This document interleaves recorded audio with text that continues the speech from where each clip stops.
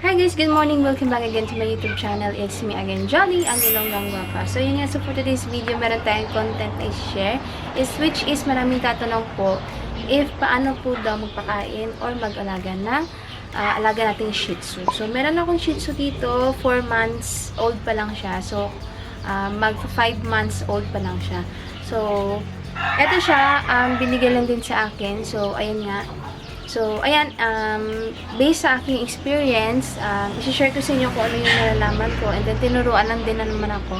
So, ayun nga, samahan niyo ako dito sa vlog natin for today. If bago ka pala sa aking YouTube channel, and don't forget to like and subscribe to my YouTube channel, and don't forget to click the notification bell para every time I upload my videos is lagi kang updated sa ating video.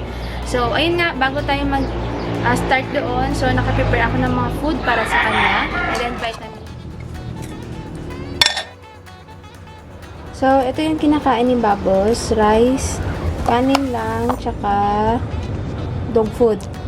Yung dog food niya naman is beef roe puppy. Kasi ano pa lang siya, mag 5 months. Yan, ganito lang kadaming kinakain niya. Tapos, lagyan na ng tubig. Ayan, tapos ismash niya lang.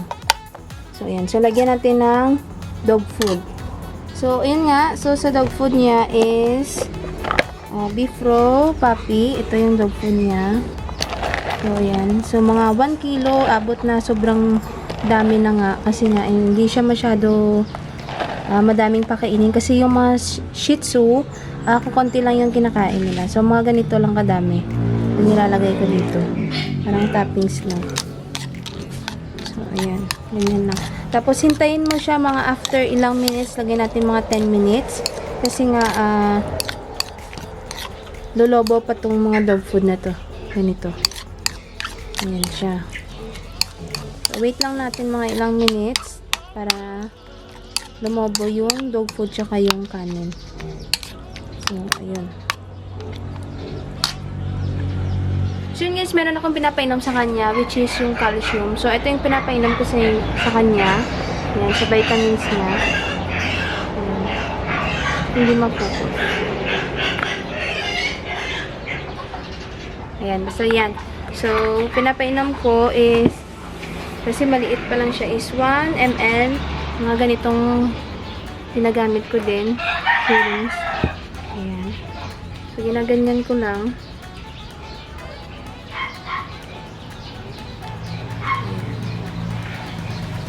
Pala agad. So, every morning ko siya pinapainom kasama sa papakain sa kanya sa kanyang dog food. Ayan. Dito na siya. Ayan. So, wait lang natin kasi hindi pa ano yung dog food. So, wait lang natin mga ilang minutes. Ayan.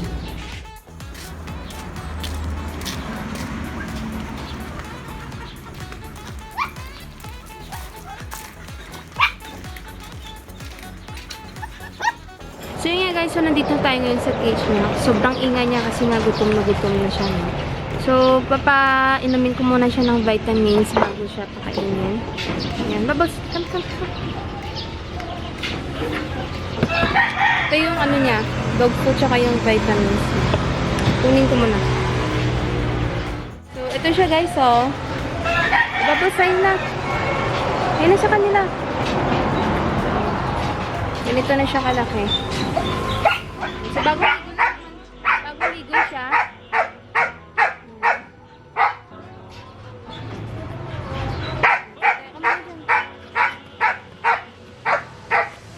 wala. Papainumin ko muna siya ng vitamins.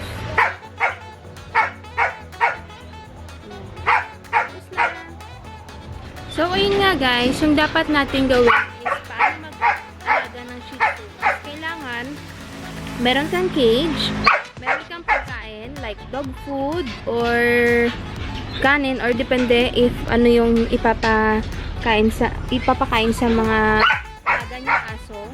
And then dapat consult niyo siya sa doctor if ever na may sakit siya, or mga home remedies para hindi kayo malakihan sa bill sa vet ninyo. And then at the same time, dapat meron kayo ay pabaksin nyo siya para malayo siya sa sakit. Same lang naman din sa tao na kailangan ipa-vaccine or kailangan ng mga vitamins para lumakas din sila. And then eto lang, tapos suklay-suklayin nyo lang siya, tapos paliguan nyo once a week or depende if ano yung ipapaano nyo sa kanila, if kailan nyo paliguan or ganon.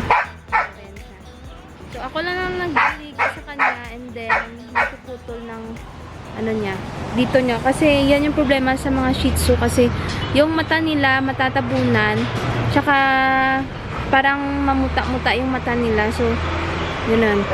Ayan siya. So, sobrang bait nito ni Bob. Babos ka, na? Ito yung cage niya, guys. So, nilagyan ko ng sako, kasi nga, if ever nalalakas yung ulan, mababasa talaga siya. Babos!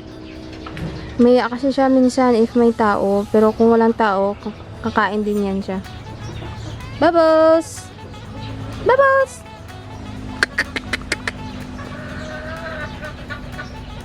Babos! So, hayaan lang muna natin siya, guys, kasi hindi talaga siya kakain pag may tao. Ayan, mahiya siya. So, ayan. So, huwag niyong kalimutan lagyan ng tubig. Tsaka pakainin talaga sila. So, sa akin kasi pinapakain ko mga twice a day, morning tsaka gabi. Minsan may merienda din. Ayan.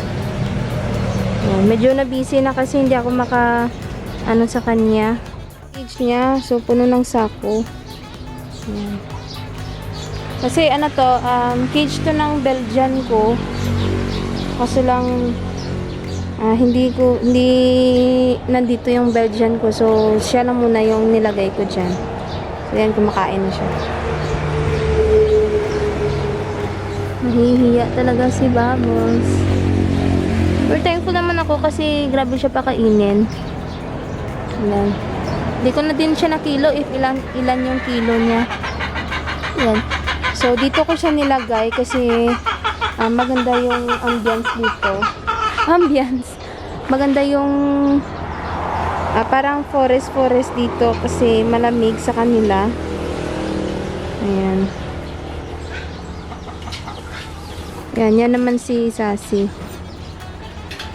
Ayan. Medyo dito, medyo okay kasi nga malamig kumbaga sa kanila. Ayan. Kumakain siya. Bubbles! Kaon ka? Ayan.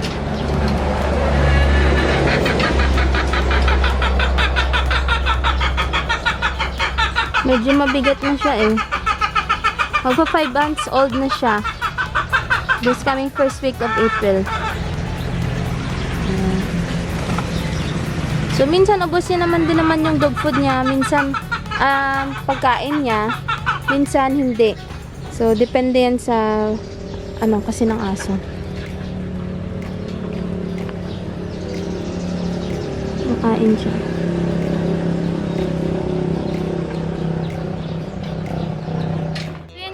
So yan guys, ito tatapos yung vlog natin for today, and don't forget to like and subscribe to my YouTube channel, and don't forget to click the bell button para updated ka every time I upload my videos in YouTube. Sana ay nabigyan ko kayo ng konting tips based on my experience.